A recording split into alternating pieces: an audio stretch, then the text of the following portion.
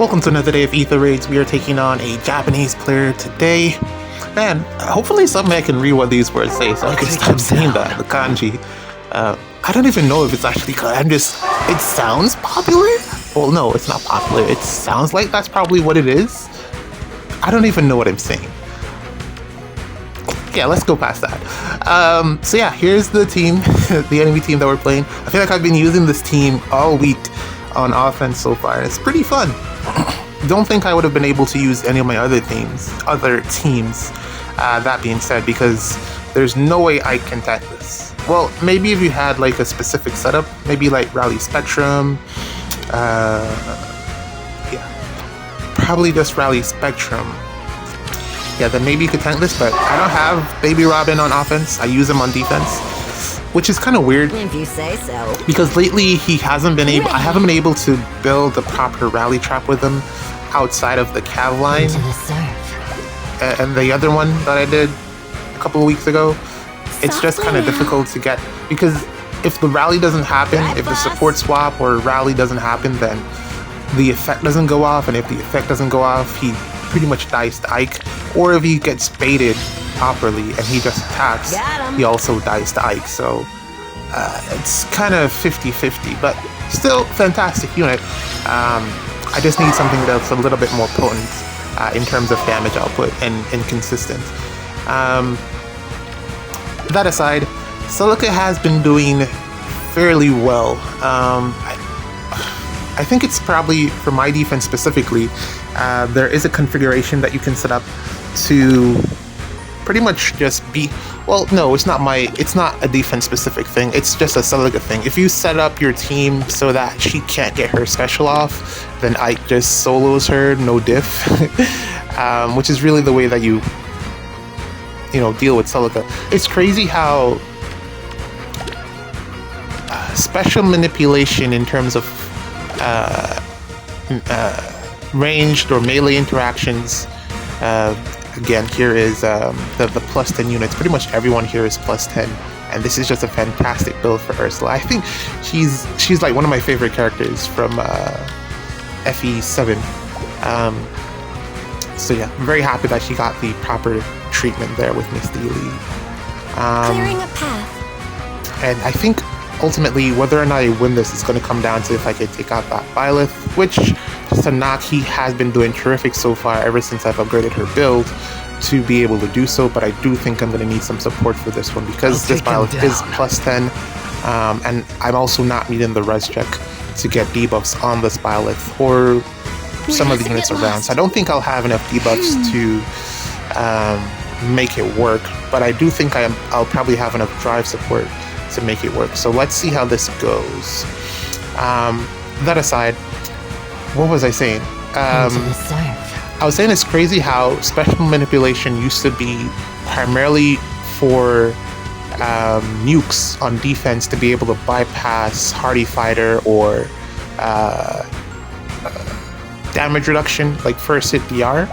But now it's on offense too, as a means to prevent the defensive units from triggering their specials against you, or to control when their special goes off.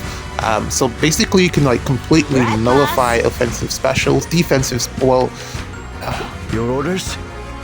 Enemy specials against you in combat. You can like completely nullify them with Veil, Falling Veil, or you can just like control when they trigger. With Ike, which is kind of what Ike does with the pulse cooldown after. Well, you can either attack into your enemy or have them attack into you so that you get the control that way.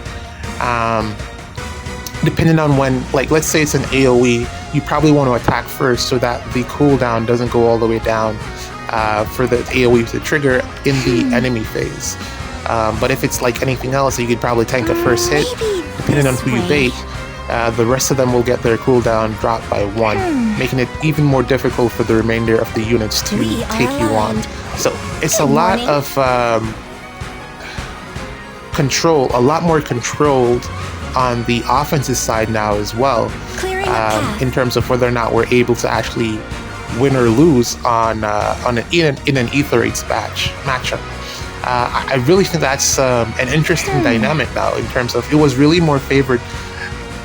Overall, it was really more favored towards defenses in terms of special control, but now offense has that ability too, and there's no other direction that they can take this unless they start. I still feel like offense has more options in terms of controlling how the specials go off, because there's some units that just pre-charge their specials, or some units that have specials that go off on the second hit, or you can have things like desperation to ensure that you get your special off on the second hit, or if you look at units like Wind Tribe Claude and now Petra, who has amazing art, by the way. I really love Petra's art. She looks so good. Shall we proceed?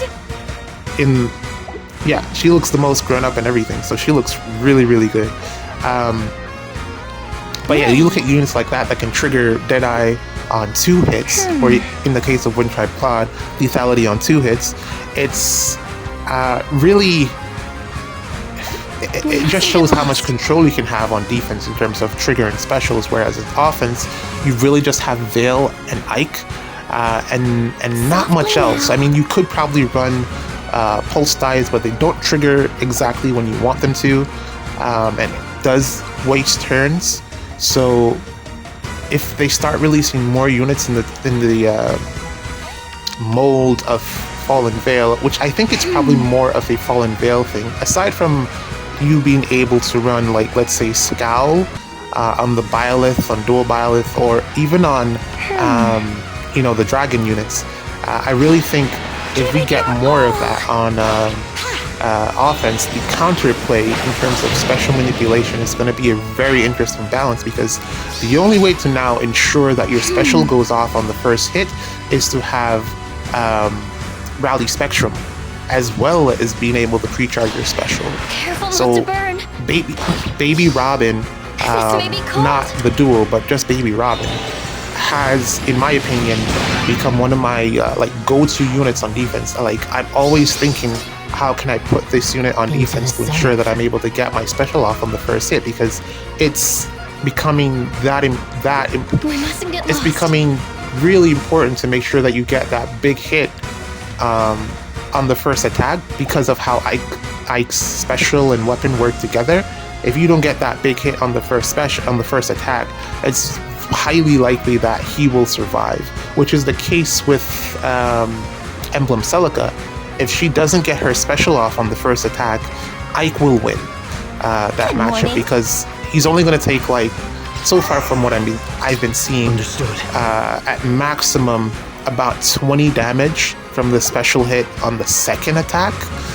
So if the special hits, if Celica hits her special in the second attack, you're only going to be taking about 20 damage, depending on your Ike build and the support that your Ike has. And it can even go down to like 6 if you have enough support. Like, let's say you have the terrain and enough defense on your Ike to be able to increase his overall bulk. But if she gets the special on the first hit, it can scale really high. It can go like to 56, which is probably the highest that I've seen, which is not a damage amount that you can survive from with Ike. He's definitely going to be dead if... typically, if Emblem Celica is hitting you for 76 times 2, and she gets both of her specials off, you're guaranteed dead. Anything less than that, then you can probably survive, especially if she's not triggering the special in the first combat. And that's been pretty consistent with the testing that I've done so far. It's really easy if you have, let's say, what I was even thinking of is probably putting Hardy Bearing on Ike, but that kind of throws this whole thing into whack in terms of how his entire kit works. But if you have just Veil alone, then you're more than likely going to be able to survive the combat against Emblem Celica. Drive Scowl. It's just an interesting thing that only Fallen Veil is able to provide that, because you really need that Drive Scowl to be able to, like, those defenses that have like multiple Celicas, you really need Drive Scowl to be able to survive that, and also the ability to be able to hide your units. The space in the back row, again, is becoming like so crucial, because if all 6 of your rows are threatened and you have no, which is crazy, you only need like 3 silicas, I think, to cover the entire offensive line. This may be cold. So if you have 3 emblem silicas and you run them on defense, there's pretty much nowhere for your enemy team, for the opposing team, to hide if they don't have a full back row or if they're not running far save. And if you combo that with Embla, then there's no way you're tanking that. Pretty much, you're probably gonna die unless there is some type of Breath of Life support. So just overall, from the looks of it, bonus season for Emblem Celica is gonna be a bit rough, because her coverage in terms of her range is just so good. I'm even gonna go back in on that banner to see if I can pick up another copy of her, just so that I can be annoying on defense, because she is so good. I don't think you should merge your copies if you get multiple of her.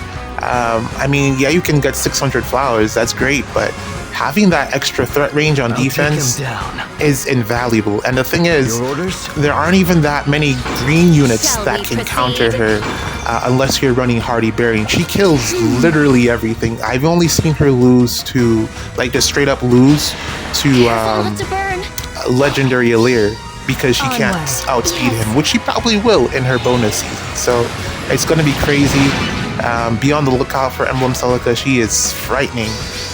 But yeah, we were able to get through another match here successfully. This team is so busted. Glad that I was finally able to put the pieces together. But GG's. See you in the next match.